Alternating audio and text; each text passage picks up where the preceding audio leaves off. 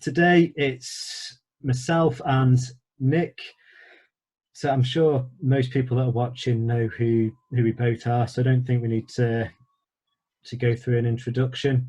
So today we're going to be talking about strength training, why strength training is important for runners and people generally, and how we can develop strength without a gym. Because it's a lot of people think we really need heavy weights to develop strength, which it helps, but we don't necessarily have to have big weights. We can develop strength with lighter weights. So that's part of what we're going to try and get through today. Sounds good. Yeah, okay. So first of all, why do we need strength? I'm try and just change that a little bit. There we go. So why do we need strength? Why do runners and people need strength? Because running is generally what's referred to as an aerobic activity, sort of a low load activity that can go on for hours and hours, and it's generally not something where we're shifting big heavy weights around. Yet we find with research that strength training helps to decrease rates of injury, and it also helps to improve performance. So there's two main reasons why we need strength training. One is to improve performance, and the other one is to reduce injury rates. And they're basically the two main reasons. But it's quite self-explanatory why getting stronger would help improve performance, because basically if we can put more power through the legs, then you're going to be able to shift yourself along quicker. But how does building strength decrease risk of injury? Have you got any statistics, Nick, on rates of injury among Yeah, so if you look at running related injuries, off the top of my head, I think it is about 50% of runners are more, if you're a runner, there's a 50% chance you're going to get a lower limb injury throughout your whole running career. The most common is patella knee pain, and then I believe it's then followed by sort of medial stress syndrome, and then it's followed by sort of Achilles problems. They seem to be the three biggest injuries that are recorded in the literature from the top of my head. And I completely agree that strength training is a thing that can help try and reduce your risk of getting an injury. And I believe, wasn't there one paper that showed it's something like 40 to 50% possible reduction in the risk of getting a running related injury? Yeah. with strength training. But we both treat a lot of runners, and sometimes the word strength training to runners is like, it's just like a dirty word to them. They just don't like doing it until they get an injury. And we're both heavily focused on the rehab and the strength as a primary tool that we use to help manage people, not just runners, but people in general. And me and Andrew were chatting before we went live, and I just, during this lockdown, I've gone over some of my clinical data. And since sort of being in the new facilities where we've got our own gym on site, we're finding that 6 months after patients leave us, so our first sort of cohort of patients have now been discharged, and it's been 6 months since they come to the new clinic. And we're finding that 6 months down the line, over 50-70% of them are doing near enough double the amount of activity that they were doing beforehand. And when you then read back to their notes, a large component of their treatment was just getting them stronger. And so it is, in my opinion, I think it is massively important. But I think it's also important to remember that it won't fix everything, because we all know that getting injuries, there's multifacets related to getting a problem. But I think for me, what I see on a regular basis, a reduction in strength forms a big part of why some people come in and get injured.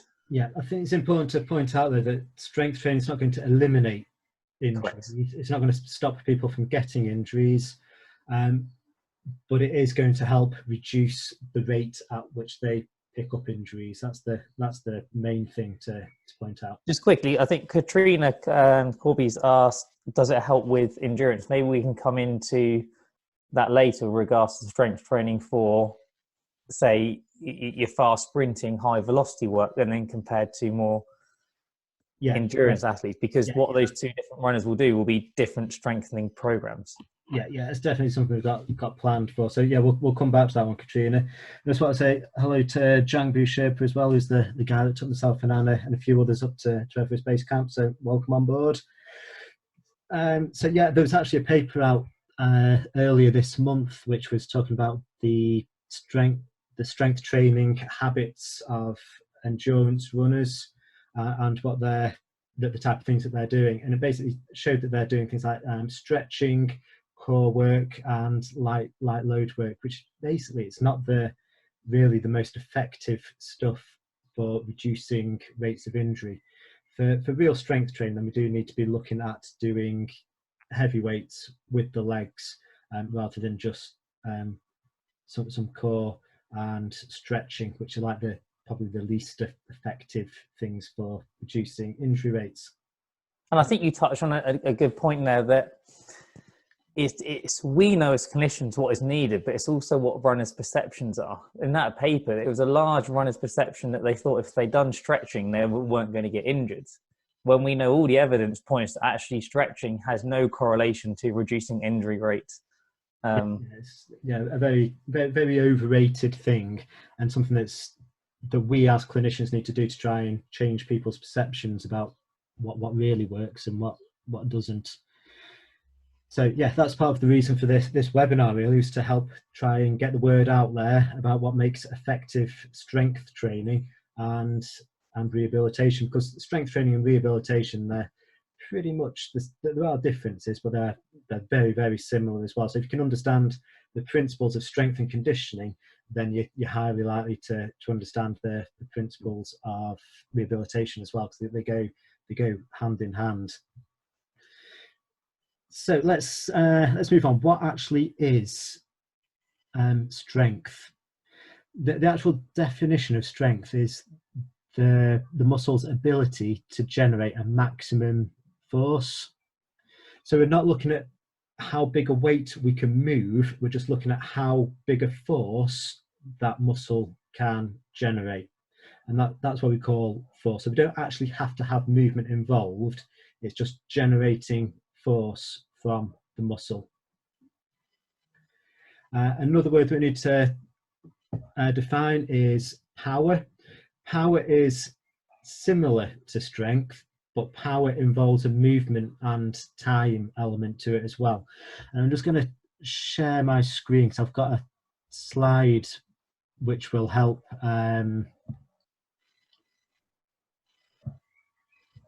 explain what power is. So why does that keep coming up? So if we look at power, we see that it involves work over a period of time.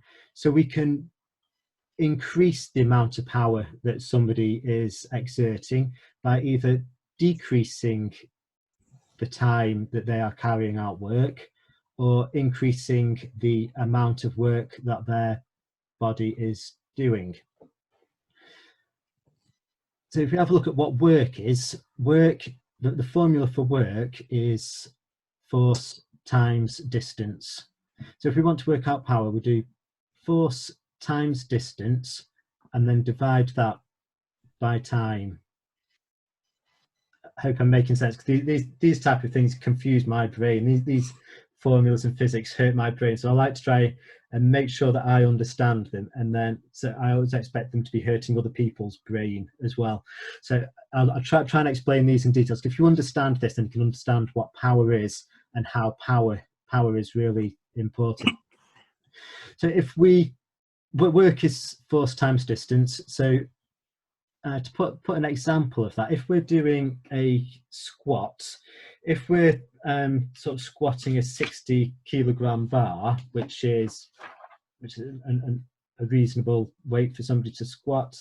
And we're going to squat that bar. We're going to go down 1 meter, so 1,000 millimeters, and actually we'll just work on the upwards bit. So we've got the bar on our back and we're going upwards. We're going up 1 meter just to keep things simple. The force that we're doing is 60 newtons, 60 kilonewtons, and we times that by the distance. So we do 1,000, so 60 kilonewtons times by 1,000 millimeters for the distance, and that gives us the amount of work that we've done. So it should be 60,000 kilonewton millimeters. That's what we would measure work in. It's the newtons covered and the distance. So it's a 60,000 kilonewton millimeters, and that's just a measure of work. If we want to change that into it doesn't matter what sort of time period we do that work, and we could do it over the space of a day, or we could do it in 2 seconds. The amount of work will stay the same. So it's just force times the amount of distance that you're moving the object. So if we move on to power also has this time element as well. So to work out power, we just divide the work by the time period. So we can increase the amount of power that we need by decreasing the amount of time that we carry out that work, or we can decrease the power by increasing the time period that we do that work. So I'm hoping that makes sense to people. Okay, so that's power. The next thing that we need to define is plyometrics. Plyometrics is similar to power. We need to be able to generate force rapidly, but when it comes to plyometric training within the body, we also have to generate elasticity into the body. So if we're looking at a muscle tendon complex, we've got, if we like talk about the gastroc and the Achilles, we've got the gastroc up at the top and then the Achilles coming down, and we have to think of that whole complex rather than just the muscle or just the tendon. So we look at the whole muscle tendon complex. And for plyometrics, we're trying to make that whole complex become more elastic. It's sort of like free energy that we can generate with plyometrics, but we need to have power in order to generate that elasticity. Hopefully we'll look at another slide in a moment, and then it'll hopefully make a bit more sense if it's going a bit over your head at the moment. And then the next thing we need to look at is agility, and all of these things are relevant to every single thing that we do in life. So agility is basically the ability to change direction quickly or change your momentum. So if we keep in mind that power and work, we have something here. If it's going to come up, let's just look at this one here. This is what we call a force velocity curve. So if we're looking at developing maximum strength, let's make this onto a bigger screen.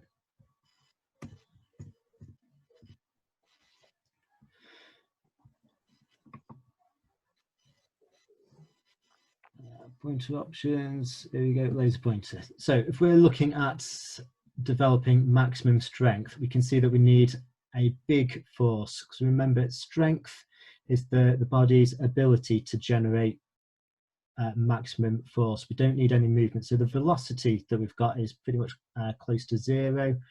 And with many sort of isometric exercises, then we don't have any movement at all. We're literally just generating peak force. So high force, low velocity, and we're looking at strength.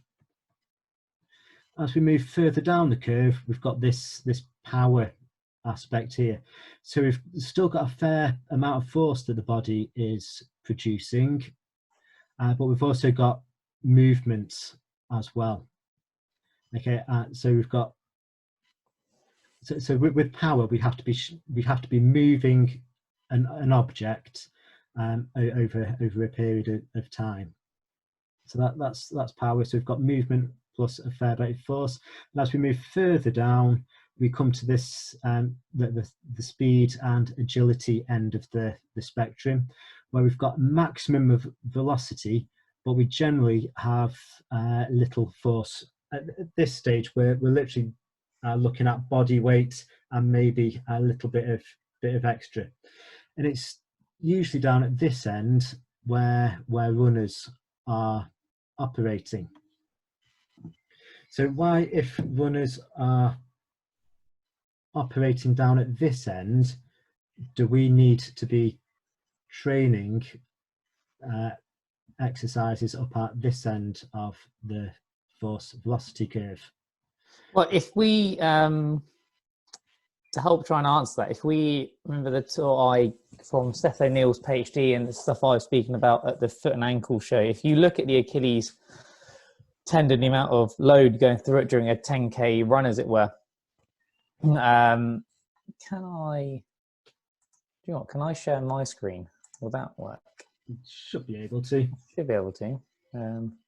Let's have a go, because I think that will. Yeah, there we Seth go. O'Neill's done a lot of work on Achilles loads, hasn't he? And strengthening the Achilles and the accumulation of load. Yeah, exactly. So if we current slide, there we go. So if you look at the load during a 10K run, say you do 50 minutes, cadence of 150, so that's how many steps you take per minute, times those together equals 7,500 steps, divided by 2, because you got 2 legs. And then you can then work out the load per leg per step. So the Achilles load we know is 4,500 newtons per step. So then you times that by 3,750 steps. So effectively you're then getting 1.68 million Newton kilos of force per leg during your Achilles tendon in a 10K run. So I think that this helps to speak volumes as to why we need runners, and not just runners, people in general, to be stronger as a whole. So I think that helps to go to way to describing why you need that. And what I like about that curve is from a clinician's viewpoint, from a rehab viewpoint, is when you look at that's almost like similar to the rehab process. So if you get someone in with an injured tendon, the aim is to build up that strength first, and then as they progress, the load comes off, and then the speed, the agility picks up. And you sort of think, well, that's pretty obvious as well when you think from a rehab, because that's what you then need to do for the muscle and its tendon to get back to doing what you need to do. If you haven't got the overall underlying base strength capacity, and then you try and do a load of work quickly through it, you just you're increasing your chance of getting an injury. Now, obviously not everyone who does it's going to get an injury. You're going to get some lucky runner or athlete or active person who can do all of that, not do any strength training, and go throughout the whole running career and not ever pick up an injury. But for me, they're playing sort of Russian roulette, as it were, and I don't like doing that myself. So absolutely, yeah, always go where the odds are in your favour. Exactly. Yeah, but I think if we try and work through this chart backwards, then it might make a bit more sense to people. So if we want speed and agility, we need that elastic energy that comes from plyometric training. So that the tendon has to be elastic to be able to produce this sort of agility. Now we can only develop sort of elastic energy if the body is able to produce force rapidly. So if we when we're running, if we take a step, we land on our leg, the leg is going to start to flex, the knee will flex, the hip will flex to absorb that impact. Our body has to be able to generate force rapidly in order to absorb that impact, and that's where the power comes in. We need a certain amount of power to be able to absorb that impact to generate that plyometric, that elastic strength. So if the muscles can't resist that force, then the tendons aren't going to stretch and become elastic. So we need the body to be able to generate rapid force to resist that impact force whilst we're running, and that's why we need power. Now, if we go back to the formula for power, the fundamental part of power is force. We have to be able to generate force if we want to generate force rapidly. Okay, and that's where we need maximum strength, because maximum strength is where we're getting maximum force production. So we can't develop power unless we've got strength. We can't, because power is basically how much strength you can produce rapidly. We need to be able to have sufficient strength in order to be able to generate that strength rapidly. A bit of an analogy for that is if we've got a car that is capable of going 50 miles an hour, we can't expect that car to be able to accelerate from 0 to 60 in less than 10 seconds, simply because that car isn't capable of going 60 miles an hour. Because the car hasn't got the ability to go 60, therefore it can't have the power to go 60 in less than 10 seconds. I hope I'm making sense there. So we need maximum force in order to generate power, and we need power, which is the quick onset of force, in order to develop the elasticity within the tendons and to generate that force rapidly. I hope that makes sense. Do you want to add any more to that? It made me laugh because that was a similar analogy my science teacher used when I was at school. Really? Regarding, and I completely forgot about it, and I really like that concept of that if you've got a car that will only do 50 but you want to go 60, no matter what you do, it's not going to get there until you can improve its capacity, which in the car's viewpoint is stick a bigger engine in it. From a body's viewpoint is make the muscle stronger so they've got a larger capacity so you can do more with them. No, I think you covered that nicely. So just generate the strength, then you can generate the power, and then from the power the body can start using that power whilst we're running.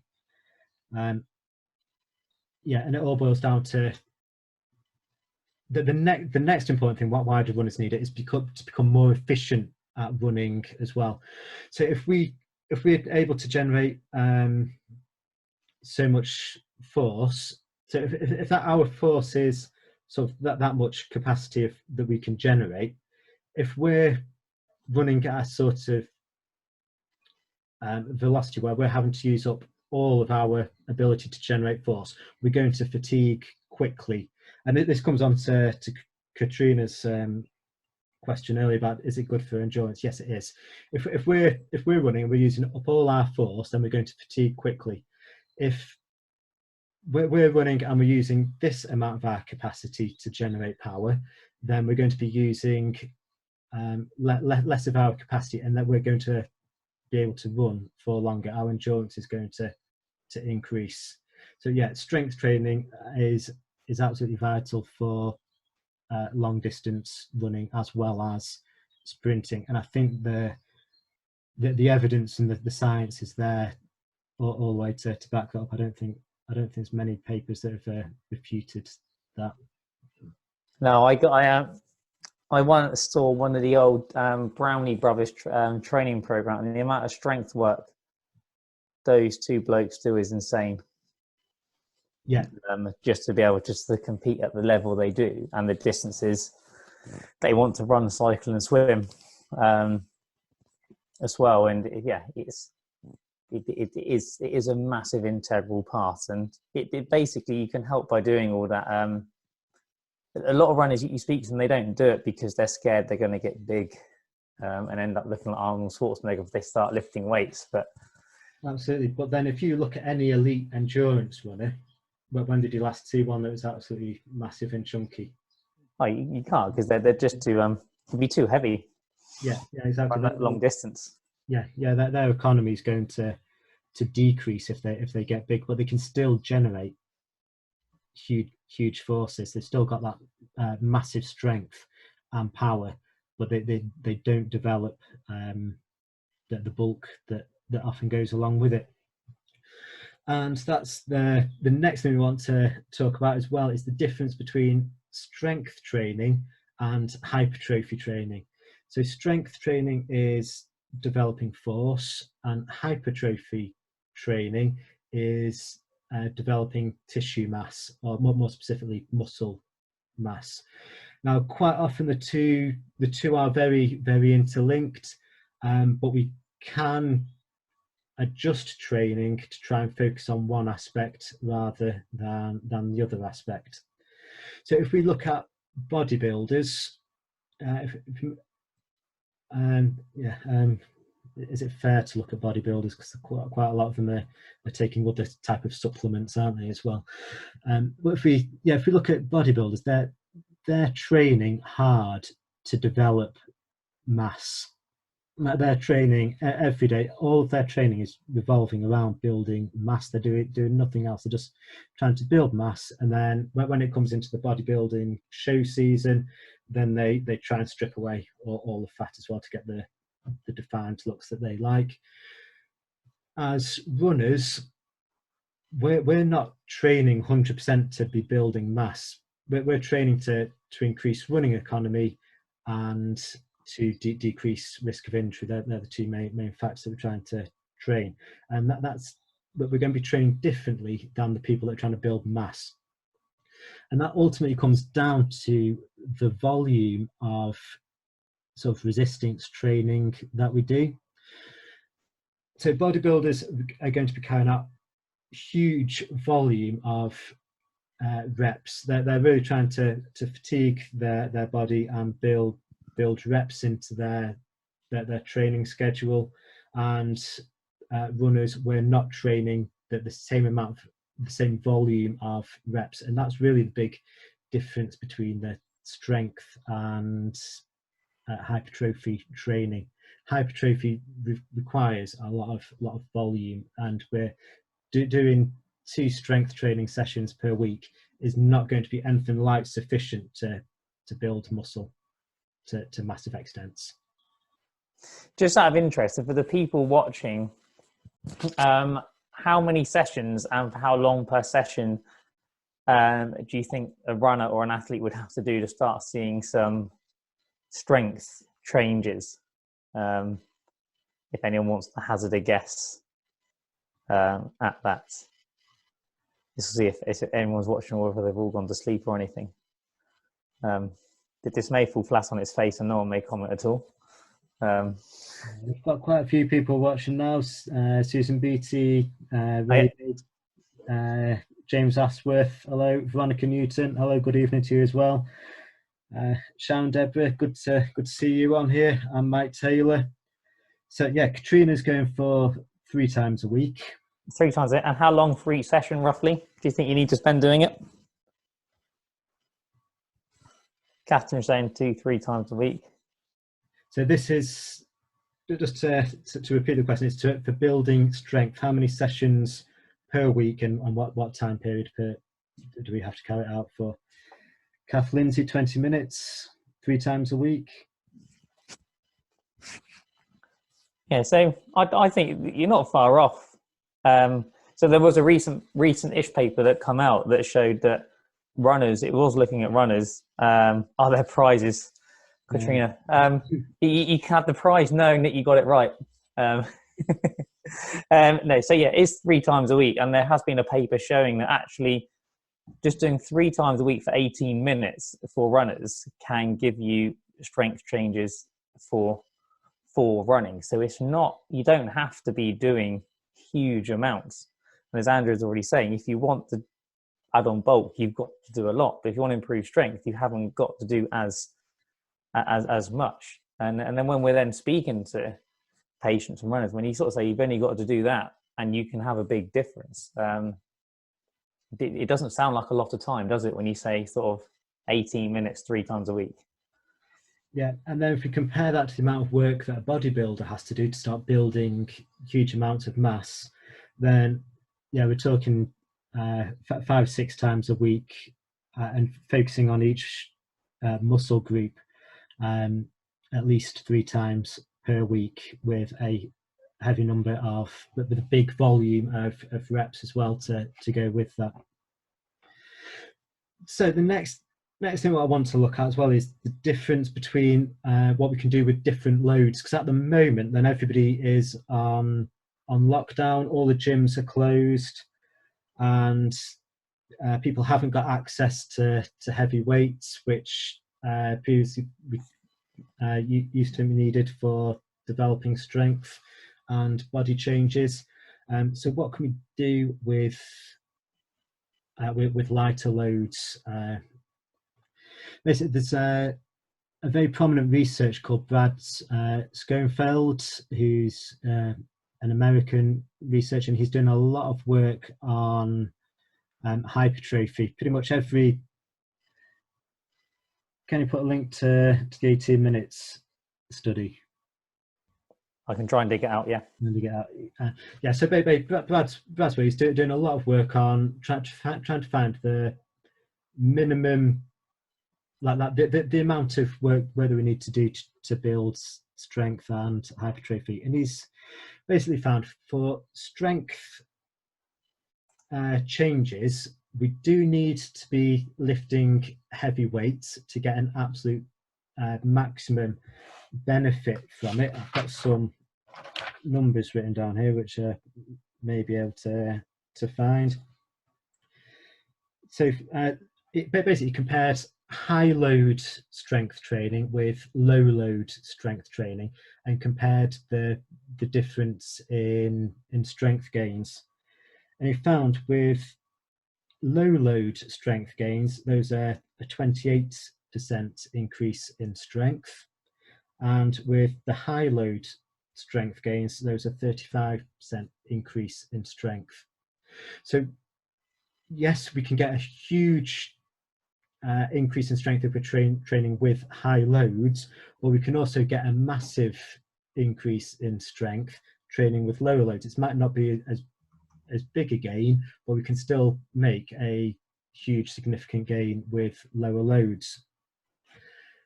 The big caveat is, though, we have to carry out the training to failure, or close to failure. So we have to be lifting those lighter weights for more reps in order to overload the body. We have to get it to the point where the body, well, we can't carry out any more reps, and then we start getting those strength gains. So we can make big gains with lower loads. A further study that came off Brad's was another one that was done comparing men and women, and we actually found that with women the strength gains were larger for women than they were for men with lower loads. Their thinking behind that was that women are more resistant to fatigue with lower loads than men, therefore they're able to carry out a longer exercise session to develop those strength gains with lower loads. However, the downside for carrying out strength training with lower loads is we have an increased number of repetitions. We have to have a bigger volume, and with a bigger volume of repetitions, then we do get a bigger hypertrophic effect as well. So if we are carrying out strength training with lower loads, then we will get the hypertrophic effect, which is good for body composition. So if we want to decrease body fat and increase muscle strength, then the lower loads are more beneficial than the higher loads. Do you want to add any more to that, Nick? No, and I think if we're then talking about loads of stuff as well, just going off a tangent. So I think I've put the link to the right paper in the comments off the top of my head. I think it was that study. If not, I'll find the right one. is when we talk about doing stuff from home without bigger weights, I think using something called what we call time under tension. TUT, and basically so that's how long you're doing the exercise for. So if we want to make something harder and to help improve the outputs that we're getting, you can do the exercise for longer. So the best way to think about that is if you were to try and do 30 single leg calf raises at home really quickly, you could do it quite easily. However, if you try to do it and you made that whole up and down motion last 6 seconds, your chance of getting the 30 is significantly reduced. So you're doing the same exercise, but you haven't got the added weights or anything, but you can still make the body work hard in there. So even without big weights, you can still have a big positive effects. And then when we talk about workload, I use something called the RPE, rate of perceived excursion. So it helps move people away from everyone has to do 3 sets and 12 reps. And this is all about your effort and your workload, which Andrew was obviously speaking about workload earlier, is that RPE is 0 is no effort, 10 is maximal effort. We know if we want to start seeing some changes and improved strength, then actually working around the sort of that 7 out of 10 upwards will start getting us the desired effects that we possibly may want. Now, you may be able to accelerate that if you had bigger weights, but if in this current climate, we haven't got access to that. So you can still get some good positive changes just by playing around with the RPE level and then also your time under tension as well, without having to have access to the gym, really. Yeah, it's that time under tension which really sort of develops tissue gains. I just want to share my screen again, which will help to explain that. So when we're doing a very slow lift, we're just trying to generate that muscle tension within the muscle and the force that the muscle is developing. And that those slow lifts are starting to generate the maximum strength and this sort of range of the force velocity curve. The other option that we can do with lower loads is when we're training power. If I can change there. Okay. If we look at this, this is the force velocity curve. Unfortunately, compared to the previous slide, then the force and the velocity have been flipped over, but it doesn't really matter. This dotted line is showing power. That's showing power, which is tied in with the force velocity curve. And the idea for generating power is the intention to move the weight as fast as possible. So with a lighter load, if we're lifting it slowly, then we're up in we're down this, and this is the maximum strength. If we then start shifting that load fast, then we're developing the power range, because we're trying to move the load over a shorter period of time. So it can be carrying out the same exercise, but because our intention is to move that weight as quick as possible, then we start developing this power thing. And both sections are equally important for reducing injury rates and performance. We need to work an athlete through that whole section. So at home, whilst we've got the lower weights that we generally have at the gym, lift them slowly, build up that time under tension, which stimulates the body to adapt and get stronger. And then we need to periodize it. So you spend a couple of weeks training down at this end, and then we start moving more to the power phase. So we start trying to move that weight quicker and developing that power. And we do that for a couple of weeks, and then we can start moving more down to the other end of the force velocity. And I think a nice way then to break that down is to then, when you ever look at some programs, often people will see 3 numbers.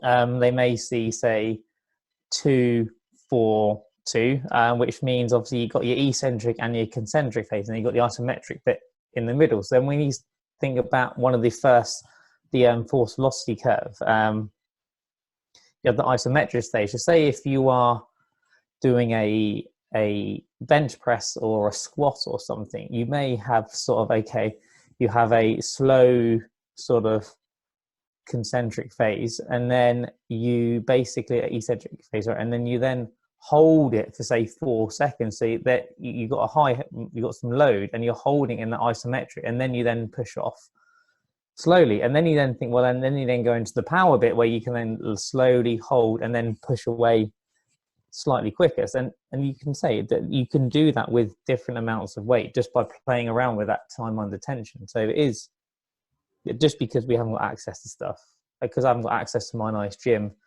at work that I miss dearly, and I'm very upset that I can't. I tried to put the seated calf raise in the boot of my car, but it wouldn't fit. And I thought about dismantling my squat rack as well, but I thought the wife would kill me if I'd done that. So yeah, where you going to keep it all? That's the thing. But in the end, I just brought home a load of kettlebells and dumbbells, and the amount of stuff you can do with those, and it's not massive weights, but I can still have a really good workout. Yeah, so Katrina's asking, what can people do at home for weights? Improvised weights, yeah, quite easy. Like I say, bottles of wine. Yeah, we know that 1 litre of water is, that's a kilogram, isn't it? One litre of water, yeah. So something that I often get people doing is filling up a rucksack filled with books. I remember back in my student days, before all the libraries went on computers, that carrying books home were really heavy. So yeah, load up a rucksack full of books or other heavy objects that you can find, put it on your back, and that's absolutely brilliant for carrying out squats and lunges and that kind of things. One of the quite common or popular gym bits of gym equipment is basically it's like a duffel bag filled with sand, which you can pick up and throw around. There's no difference between that and a rucksack full of bits and pieces. So just load up a bag with heavy stuff and pick it up and put it back down again. That's all there is to it. No, and people are now suggesting, loads of different things. At the end of the day, as I say to my patients, a kilogram is a kilogram, no matter if it's sugar, tins of baked beans, 2-3 bottles of empty wine or 1 bottle of full wine, depending on what day you've had. It doesn't matter at the end of the day. I remember Tom Goom saying to me once that he had a patient that didn't actually focus on kilos. They had a bucket, and they basically put a bit more water in the bucket every day. And then once the bucket was filled, they knew they got to where they want to. Progressive overload, isn't it? Makes sense. Exactly. And the great thing about that is it then comes on to the next point, which is about constantly progressing forward. If you're using 4 tins of baked beans, and then a week or 2 later you're then using 8, then you know mentally yourself you progressed. And people often fail to see progression when they do this. And I think that's why some people stop halfway through, because they can't see the progress. Whereas if you're then knowing that you're using more weight, more load, then that mentally, I think that helps spurs you on. So I think when people do stop seeing gains, that's when they need to move on with their training. So we know all training needs to be periodized. We need to focus on one aspect of training for several weeks and then move on to another aspect. So if we're training through that force velocity curve, always start by building strength. Build up that strength foundation first. It takes about 6 weeks to get proper adaptation to strength. We start building up neurological adaptation within 1 session, and we start building that up quite rapidly. It takes 6 weeks for the body to start actually making proper biological adaptations, where we start adding more muscle mass down and changing fiber types. So you carry out strength training for 6 weeks, but by then your training should start to plateau out. At that stage, reduce the weights and move down to the power. So you're trying to move the weight faster, more explosively. Again, carry that out for about 6 weeks, and then move down to the plyometric and agility, where we're doing the rebound exercises, skipping, jumping over blocks and hurdles, and then carry those out for 6 weeks, and then start the process again. And hopefully you should see progress going throughout the... Yeah, and I'll show you something.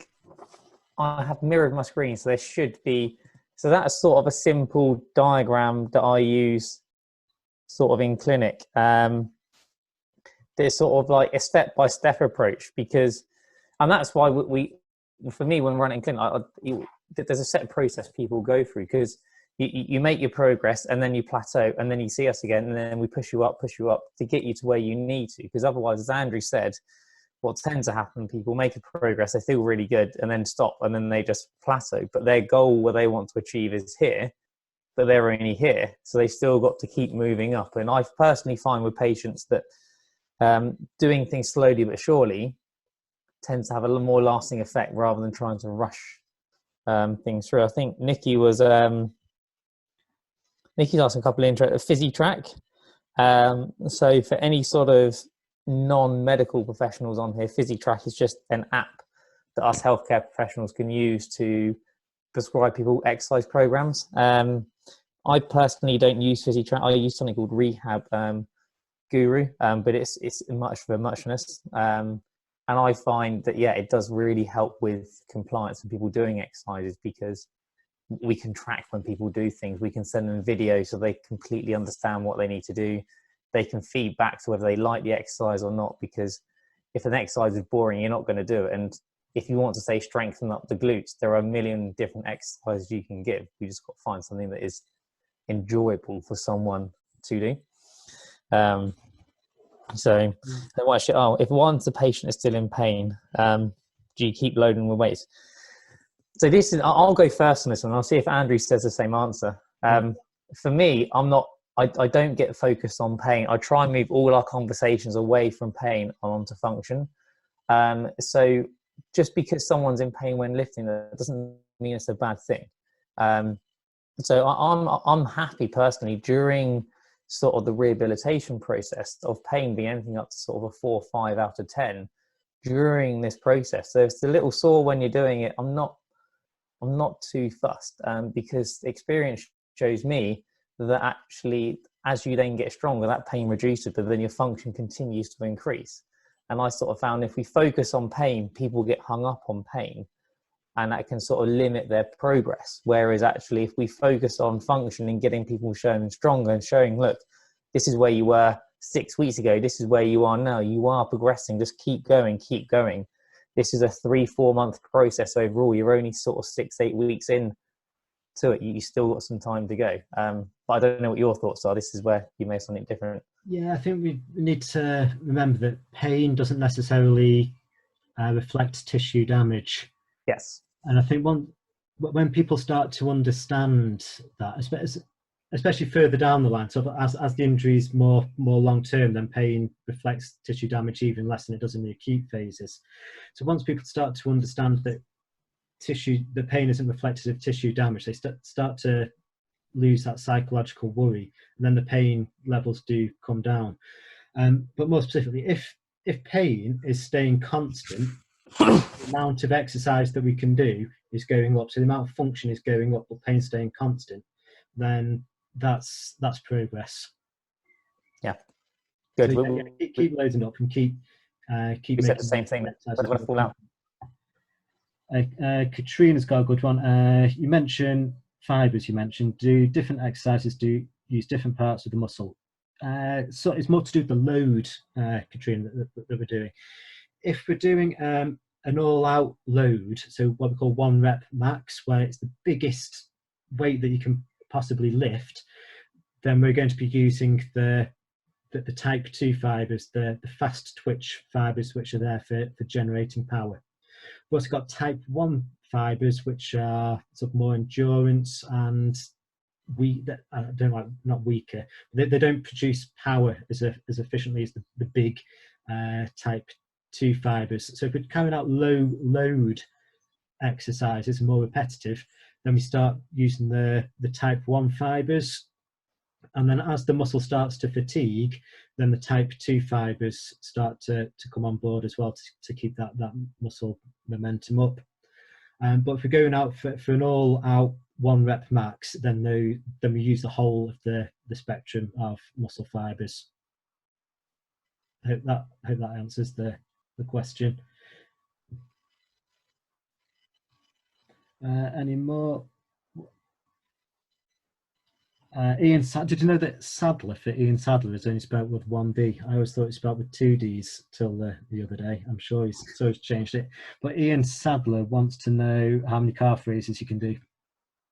And then I think you followed up saying, I can just carry on doing them all day long. It's like the Chuck Norris of calf raises. It's sort of like to sit there like, do you know, I haven't actually counted. The thing I'm focusing on at the moment is because I've had a few calf niggles in the past is focusing on Celia, so seated calf raises, and just so I've gone through that process of I spent some time before lockdown. The lockdown's really thrown a spanner in the works for my program I was doing for the Celias, because I've spent the time doing sort of really heavy, slow, and then I've taken some of the weight off, increased stuff, and then I was then planning to go to Plyometrics and just to help increase and just try and reduce, just because of the natural way I run and the natural way I'm built. And I think it's partly because my main sport is hockey, so I'm constantly in that flex position.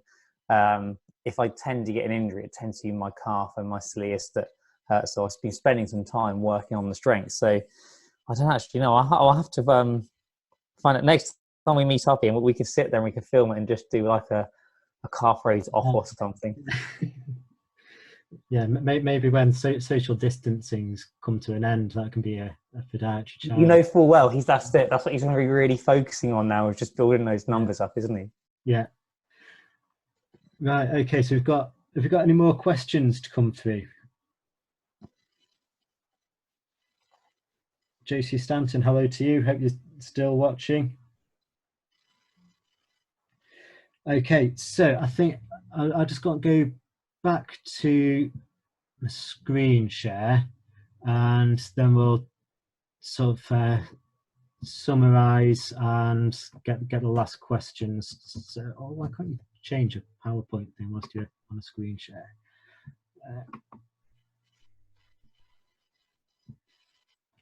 So the main points I wanted to get over today was we can build strength using lower loads. We just need to do more of it and push the body close to failure. Training an athlete through rehabilitational training for performance needs to work all the way through each stage of the force velocity curve. Each stage is important, but the foundations of it are maximum strength. We need to build maximum strength, then we can start applying strength with over a short period of time, and then we can start building the elasticity and then the agility. To build muscle mass, then it's all to do with volume. We need to be kind of at a high volume for building muscle mass. So we can build strength with high weights, and as long as we don't have the muscle, the volume, then we're unlikely to build too much muscle mass. So they're the main points that I wanted to get across today. And if you get your phones out there, that's some further reading that you can do.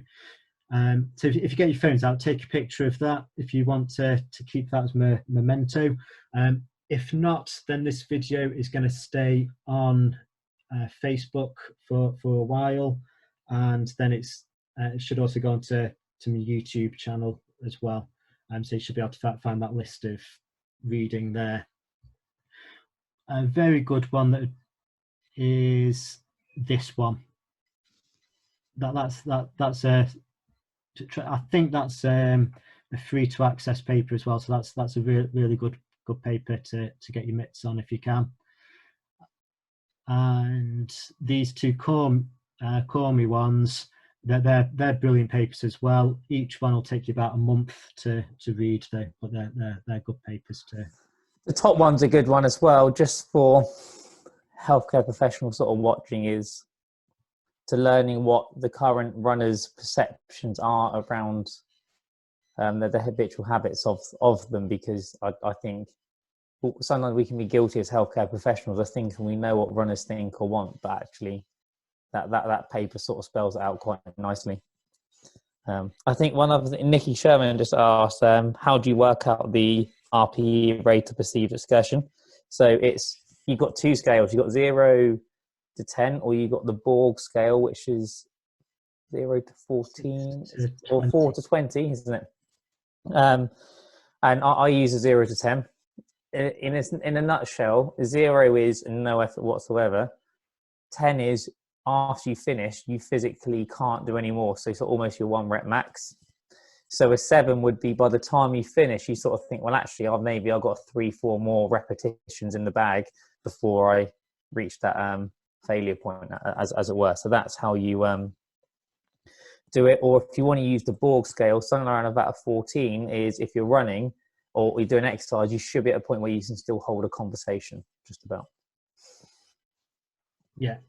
It does come with a bit of practice as well, judging whereabouts you are on those scales, but that's life. Yeah. Deb, you just want to... can't read. Mug-shaped gin glasses. Yeah. On the first webinar that I did, then I had a wine glass with water in, obviously, and I got told off for that one. It's not, it's a gin and tonic. Yeah, absolutely. Get it down. So yeah, if you've got any more questions, or we'll wrap it up there, I think. Yeah. Okay. Thank you very much, people, for coming along. And the next webinar with myself actually is on Monday with Ian Sadler, and then I think we're going to join up again, aren't we, on the NK Active page? Yeah. Yeah. And then I'm doing one on my page on my own tomorrow. Is it tomorrow? What day is it tomorrow? Yeah, Friday. Yeah. You're on tomorrow. Yeah, Friday. It's aimed at patients, but it's just going over metatarsalgia and why I hate the term and why we shouldn't use it. Yeah, great. Right, yeah. See you around, folks.